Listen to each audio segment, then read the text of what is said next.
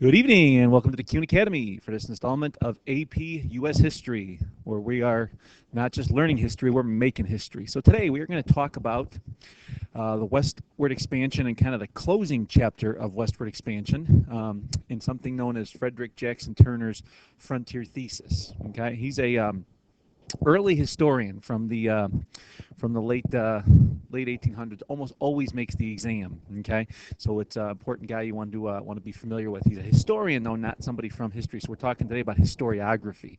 They're real big in the exam about historiography of the West. Okay, basically, as you know, every 10 years the federal government conducts a census. Okay, which is a population count to see how many people there are in the country, where they live, and so on. So they do it every 10 years. Well, in 1890, the federal census declares that the frontier is closed. Okay, frontier is basically defined as unexplored land in the United States. Okay, and that's pretty much where they have been going since 1865 to explore this frontier in this unsettled area. So when they do the population count, they realize that every area pretty much had been settled, and we're done looking outward. This is actually going to lead into something in the next unit when we talk about imperialism, because if there's no new lands to discover in this country, you can imagine we'll start looking elsewhere.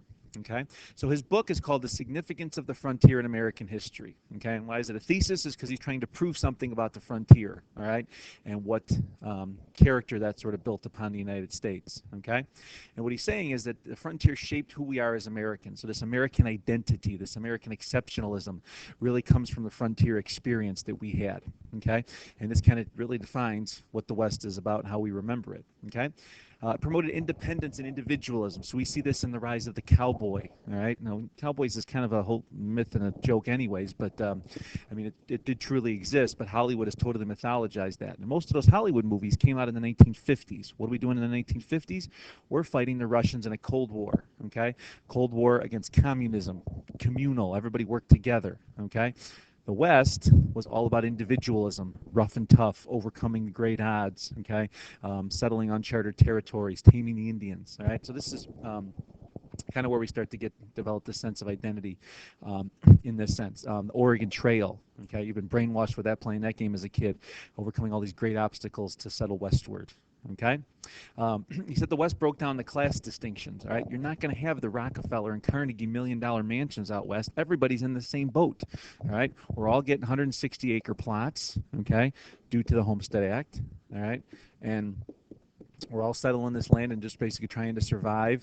Okay, feed ourselves and make some money as a farmer also. So it kind of take away this, rich poor kind of thing, and basically said everybody's kind of in the same boat that way, which I know goes against the communism philosophy, but it just shows that we're all in this together, okay, but working for ourselves at the same time.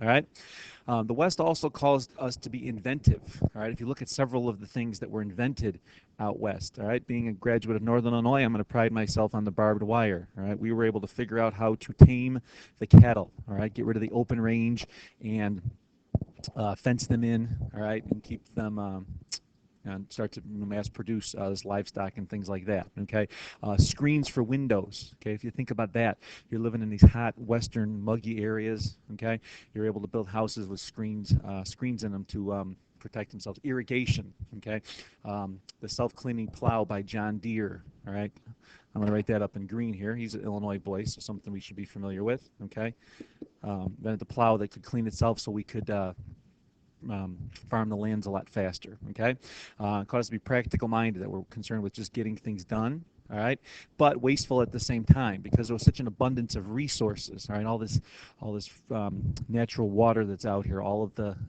animals. Okay, we just basically, as we're starting to feed the rest of the country, we become wasteful. And we all obviously know the story of the buffalo and how that pretty much became almost extinct because there were so many. We never felt that we had to worry about preserving them.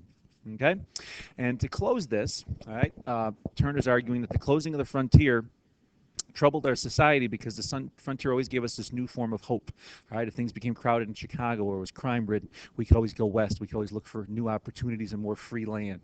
Okay, but after the frontiers closed, we would start to become more like Europe, where it was pretty much settled and populated areas, and there was no free land for anyone to get. So now you're going to start to see the driving up of real estate, and that becoming a huge market because there's no free land to go settle or to go move and start over again. Okay, so that kind of hurt us a little bit. All right, so this explains the frontier thesis and Frederick Jackson Turner a little bit. Okay, hopefully this helps, and you will see him definitely on our exam Tuesday and the exam on May 14th. All right, so thank you for listening. Nice short video here, and hope you're enjoying spring break or whenever you're listening to this. And remember, we're not just learning history here at the Kuhn Academy, we're making history.